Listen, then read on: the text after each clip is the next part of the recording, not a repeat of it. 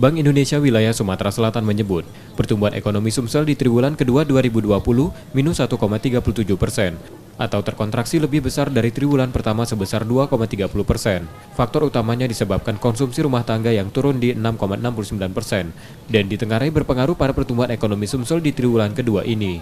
Disusul ekspor barang dan jasa turun 24,08%, dan pengeluaran konsumsi pemerintah hanya 8,10%. BI Sumsel menerangkan kontraksi ini terjadi di luar proyeksi dan dianggap perlu stimulus fiskal yang lebih luas dari pemerintah untuk memperbaiki konsumsi masyarakat yang turun. Ekonomi Sumatera Selatan mengalami perlambatan yang cukup tajam, gitu ya. Jadi terjadi kontraksi sebesar minus 1,37%.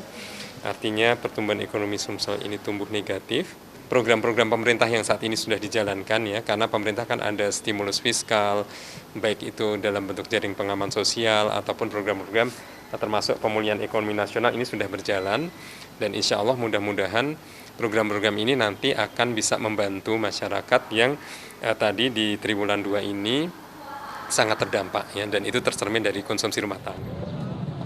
Sumsel menjadi provinsi kedua dengan nilai kontraksi terendah di wilayah Sumatera untuk pertumbuhan ekonomi pada triwulan kedua ini. Reski Oktora, Muklas Diferensial, Kompas TV, Palembang.